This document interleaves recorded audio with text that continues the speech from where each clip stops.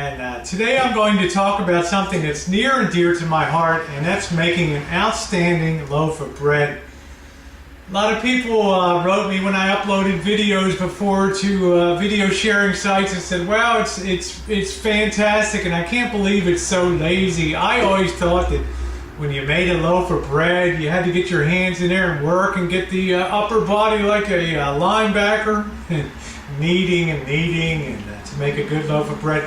Look, I found in life, when you're making bread, far more important than kneading the bread is having the bread acquire flavor through aging and having what I call a loose dough. Now, what do I mean by that? A lot of people think the more I knead a dough, the more I let it sit there, the more I knead it, the better it's going to be for rising and all that. Not necessarily so. Unless you have a very loose dough, you're going to have a very difficult time having a bread that's going to rise sky high with big flavor pockets inside of there that's going to hold a lot of butter and stuff and be super duper tasty.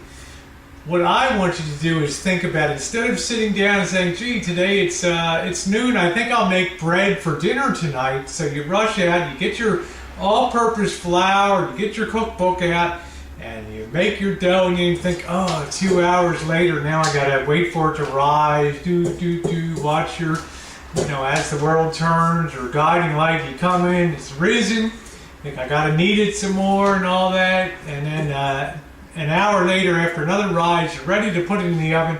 But you know what? When you take that bread out of the oven, you're gonna notice two things. Number one, it's gonna have a very light browning to it. Even though if it's in the oven for quite a while, it's still not going to have a beautiful golden brown finish on it because the dough didn't age enough. It didn't mature enough. Would you sell a wine, the second that the alcohol content was correct? No, sometimes they put it in barrels to age. Things have to age like beef to be better.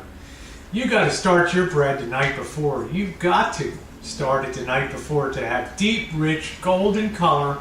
And the second thing is when you start it the night before, that dough with some of the wild yeast that's in the atmosphere, when that dough starts to rise, it's going to have just the most incredible flavor to it. So, all right, without any further ado, I'm going to show you how to make a lazy bread. It's going to be the tastiest and most beautiful loaf that you've ever made. Okay, I'm going to get the ingredients together and I'm going to go over it. Thanks.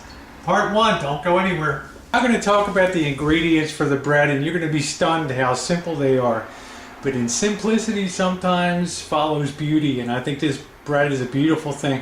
When your friends and family eat this, they're going to get up from the table, they're going to run out the front door, they're going to run up and down the street screaming at the top of their lungs, I love that freaking bread, and I'm going to show you why, because it's simple, okay? Look at the ingredients here, and this is where a lot of people go wrong. When you decide to make bread, most people are going to run to their cabinet when they maybe bake cookies at Thanksgiving, bake rolls at Thanksgiving, or cookies at Christmas, and then it comes October, 10 months later, 11 months later, and they're like, oh gee, I think I'll make a loaf of bread tonight to go with the stew. And they go to their closet and they grab the flour, and number one, they grab all-purpose flour, which is a mistake, and number two, that flour is so old that it's just not going to chooch good when you go to add the other ingredients to it and have it rise. Chuck it out, go out, get yourself a 5-pound bag of good high-protein wheat flour. Don't get all-purpose. Get the flour that says it's made for making bread. High protein with a high protein content.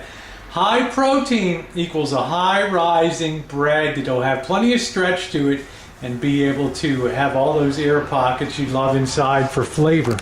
Okay, I have 4 cups of that high protein flour in here, and I buy 25, 50-pound bags at my restaurant supply store. I have salt here. And I'm going to use a half of a teaspoon of salt, and I'm going to add it in there because salt adds structure to bread. Without salt, you don't have really a bread, okay? You've got to have salt for structure. Probably for a little more flavor, I'm going to add one tablespoon today because I like salt, and I don't have a lot of salt in my diet. The other thing I have is yeast, and this is Red Star yeast. Don't worry about fancy Fleischmann's yeast and all the others. All you need is Red Star yeast. It's available everywhere, and this stuff is fantastic. This stuff is so good, we use it for making moonshine, for fermenting fermenting alcohol. I mean, that's good. All right, so I want you to get that, and then have some water that you can pour in there to make your dough. Now, you may be used to making a dough, but this is going to be almost like a batter today, and in that batter is going to be the taste of it. So let's get started here. And the first thing we got to do is we got to get a little bit of warm water and a little bit of sugar, and we need to proof our yeast, and we'll talk about that next. Okay, I have this in close-up mode today. You really only need to see the hands and the counter. I have the 4 cups of flour in here that I'm going to set aside now. What I need to do now is proof the yeast, excuse me. And in proofing the yeast, by proofing it means you prove that it's still good. A lot of people make the mistake of taking flour and then dumping dry yeast into there and expecting that yeast to be able to have a powerful rise overnight and all that. You need to get the yeast into some lukewarm water, not warm water, but lukewarm water that has a little sugar in it to give it some power to get started. So what I'm going to do now, if you look here, I'm going to take 2 tablespoons of the yeast. This is the Red Star yeast, and I'll probably put about 2.5 actually, for a little more, because I like a yeasty kind of flavor. And this bread's going to have plenty of time to rise, so you know, yeast or not a lot of yeast isn't really going to make too much of a difference in the rise, because this thing's going to work overnight all the way till tomorrow afternoon when we finish this bread. Remember, start the day before for tasty bread. All right, I've got the cup of water here in the saucepan that's warm. I'm now going to take some sugar, because sugar adds a slight flavor component. I'm going to put 1 level tablespoon of sugar in there. And now we come to the salt. I just use the Morton's or any other brand of salt. And I'm going to add about an eighth of a tablespoon, or a quarter of a teaspoon, a little over a quarter to a half a teaspoon of salt. Actually, I'm going to add more because I like salt, but some people are on a restricted salt diet, and I'm just going to put 1 1.25 tablespoons to give it a little bit of flavor in there. Now I'm going to take this all and I'm going to work this around, and I'll bring the cam down here so I can show you. Let's get that off of close-up mode, and I'll pull this in here and I'll show you. This is how I want to work the yeast. I do not want to put dry yeast into the flour. It's a huge no-no. You think, oh, but Rosie, I'm going to add the water to it and that'll be fine. No, it won't. You need to make sure that this yeast is lively, and you want to add it after the other yeast, after the water is added. That water over there, after it's added, to make a pretty loose batter. You're going to feel like, wow, that's not even looking like a ball of dough, Rosie. That's just looking like batter. Well, that's exactly what makes a great bread, especially on day 1 now.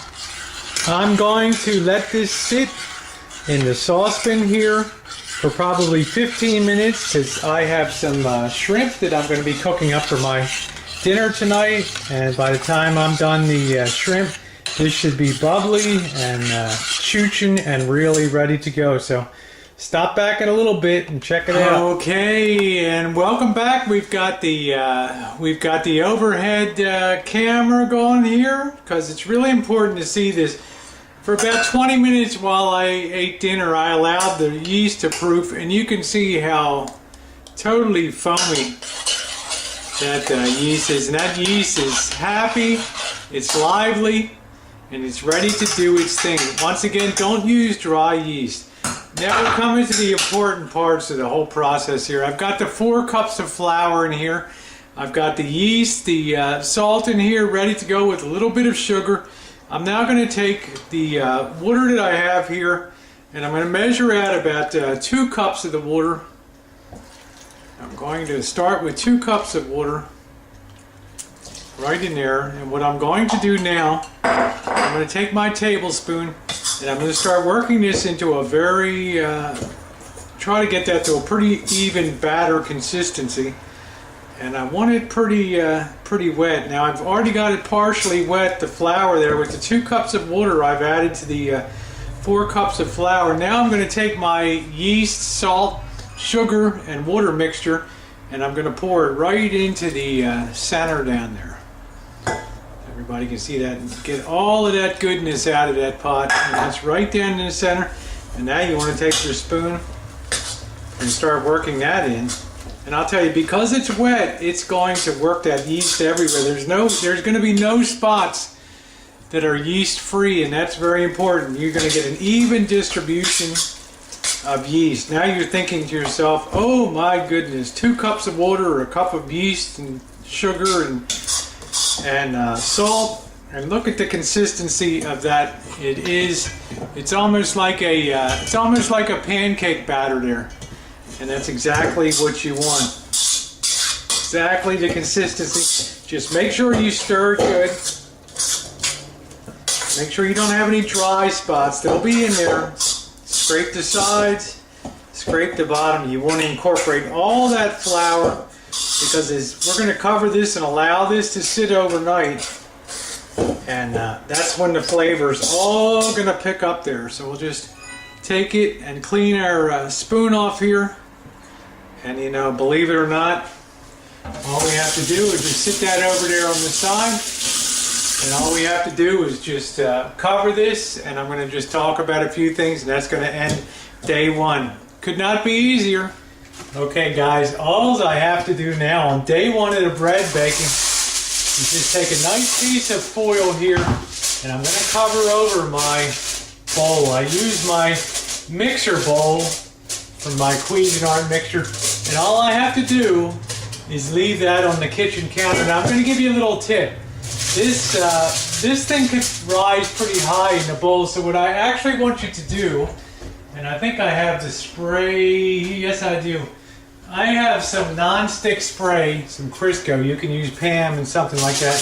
Take the bottom of your foil, shake your, and give a little spray on the bottom, because you're going to be surprised how much this dough rises in the bowl, this batter, and it'll hit the roof here. Even though I got a deep bowl, I want to make sure it doesn't stick to that foil. And I'm all set. I got that all covered to keep it from drying out. All that moisture will stay in there. There's plenty of oxygen to start the yeast, and remember, you gave the yeast a good start by liquefying it and proofing it. So I just set this aside for tomorrow. And what could be easier on day 1? What was my grand total hands-on time? I would say it was definitely less than 5 minutes on day 1. The work part is done. Tomorrow the fun will begin. It'll probably take 10 minutes of work tomorrow. So for a grand total of 15 minutes, we're going to have a great loaf of bread. Be here tomorrow. It's going to be part 2 of Lazy Bread, the Rosie way, okay? Thanks for being here this evening.